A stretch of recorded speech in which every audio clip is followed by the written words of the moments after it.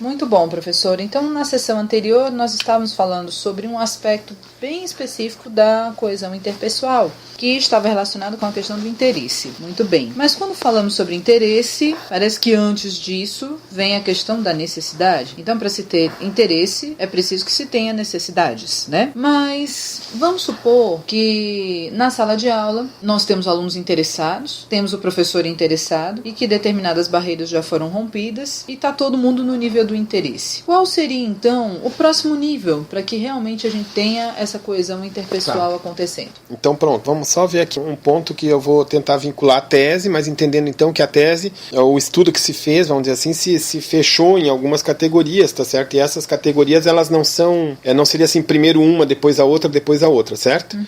As pessoas, elas podem entrar num processo, vamos dizer assim, de gerar um fluxo, né? Ter um fluxo, vamos dizer assim, de ganho, de coesão, né? Elas podem gerar esse fluxo de coesão e ela não tem que necessariamente passar pelo primeiro elemento. Vamos dizer, os caras que pensaram isso lá para trás, né? E aí vem o Csikszentmihalyi, né? Que o nome dele é chatinho de dizer, mas ele, por exemplo, colocaria como primeiro elemento o impulso, né? Eu não quis trabalhar com essa coisa do impulso, necessidade, interesse, relacionamento, engajamento, significado. Não, eu entendo que você pode entrar dentro de qualquer uma desses elementos e outros ainda que não foram considerados, eles podem emergir. Então, vamos admitir que isso seja verdadeiro, né? Que você pode entrar por um impulso, você pode, de repente, não entender nada do que aquilo ali vai servir para ti, mas você ama um garoto ou uma garota que está participando daquilo, e aí você entrou por conta dessa coisa do amor que você tem pela pessoa e acabou ganhando força, vamos dizer assim, para seguir aquilo que, vamos dizer assim, seria o estudo de uma química, por exemplo. Então peraí, você está me dizendo que existe uma classificação para isso, uma categorização para isso, é isso? Eu quero dizer que existem muitas categorizações para isso, sim. Mas o autor que você está citando é um autor que tem uma categorização Ele propôs uma categorização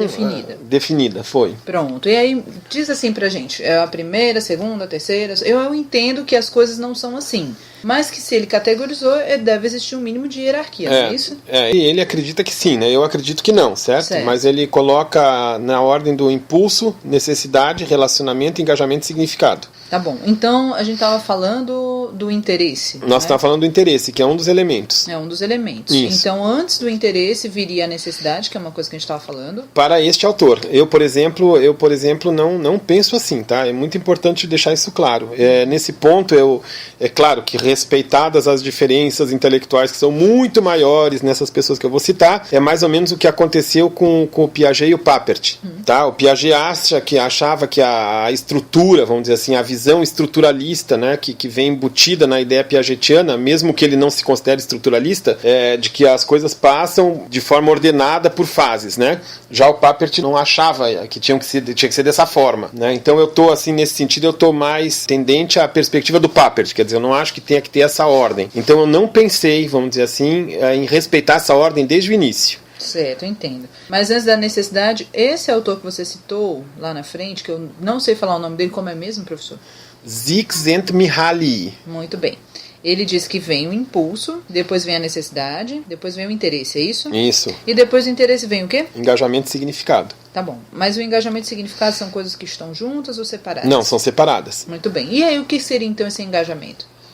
Pronto. A melhor maneira da gente entender a ideia de engajamento, penso eu, que seja no fato de você dar exemplos bem pragmáticos, né? Por exemplo, o engajamento, o fulano, ele tá engajado naquela tarefa, ele tá de coração querendo fazer aquilo. É quando o fulano sente que precisa ir pro treino dele de voleibol, o fulano sente que ele precisa ir pra academia fazer ginástica, ele é engajado naquilo. Quando ele não faz aquilo, quando ele não dá um tempo pra agir sobre aquilo, ele sente assim como se estivesse faltando alguma coisa. E o significado é um nível ainda mais envolvente, eu diria assim, né?